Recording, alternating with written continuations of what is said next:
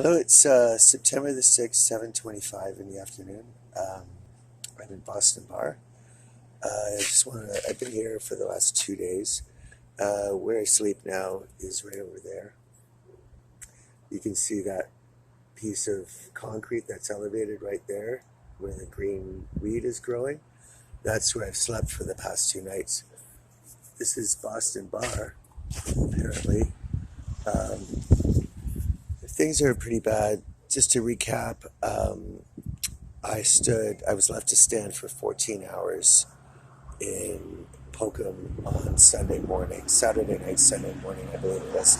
I stood for 14 hours waiting for a ride on the Trans-Canada Highway, and none came.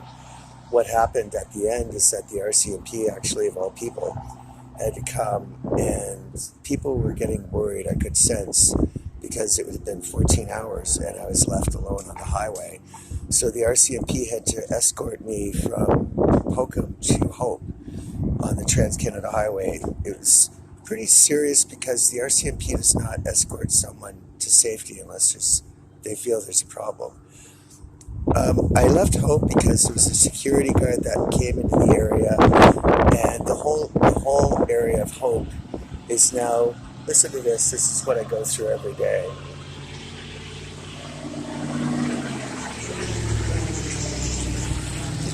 Nice, isn't it?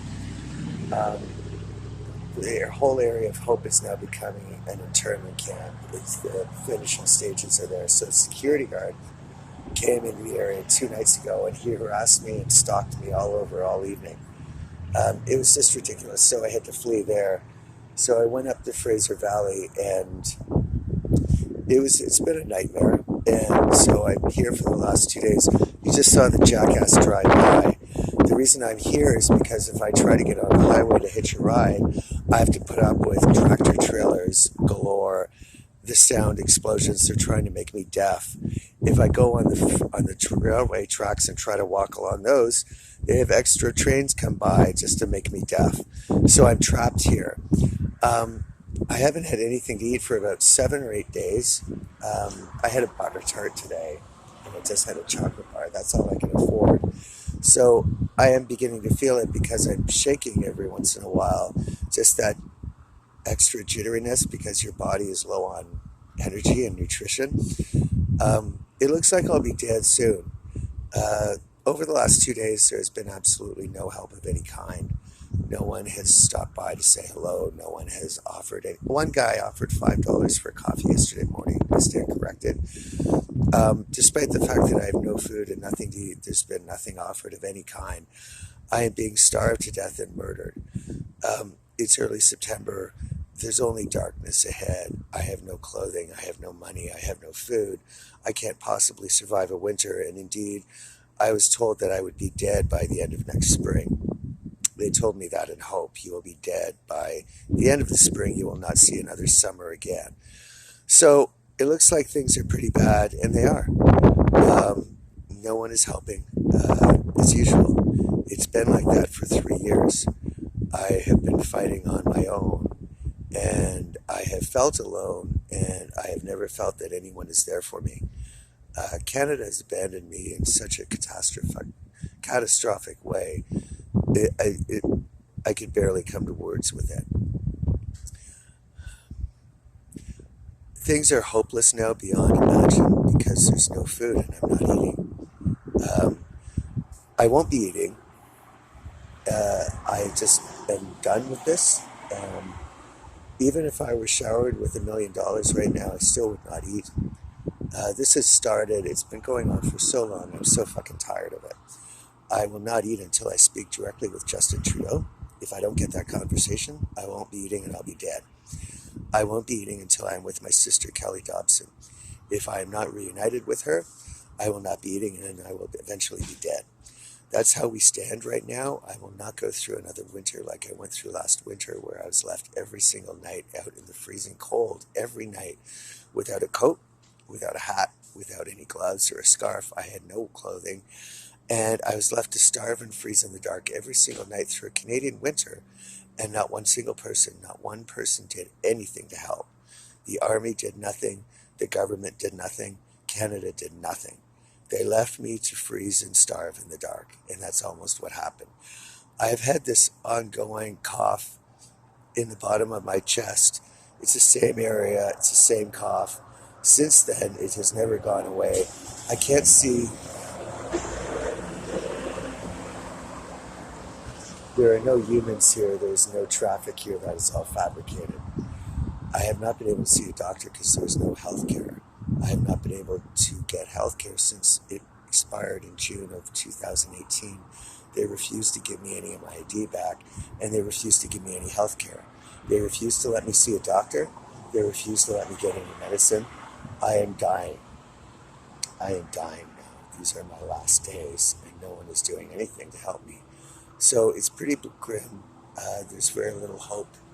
Um, there's very little food and very little money. If you have to sleep out there every single night for the past year and a half, you'd be dying too. There's nothing more pleasurable and pleasant to a man than a smiling face on a pretty woman. All men feel that way. There's something just that makes a skip in your gait when a pretty woman smiles at you. Pretty meaning of all ages, because some women who are in their ages, in their years, have a twinkle in their eye that is very appealing and pleasurable. The reason I say that is I was thinking of a woman that I met in Fort St. John probably a year ago, 2 years ago maybe, 2 years ago. She was from Texas, and the reason I thought of her is she had a boyfriend or a common law husband, and I spent an hour with her talking in her motel room, and she offered me dinner, and something just, my anxiety just goes through the roof, and I just felt uncomfortable, and I declined it. I was thinking of her today because it's been so long since anyone smiled, and I missed her smile, and she was pretty, and there's nothing more pleasant for a man than a woman who smiles and is pretty. I miss that. I miss everything. I miss everything because I have nothing and no one, and every day I am just subjected to more torture and barbaric sadism. Now I am dying. Canada has never been there for me. It's really sad. What I did for Canada, in return, it left me to starve and freeze in the dark. It starved me. It robbed me of all my cash. It robbed me of my dignity, of my health, of any kind of human interaction. Canada stood by and did nothing while I suffered endlessly for 3 years. It still does nothing.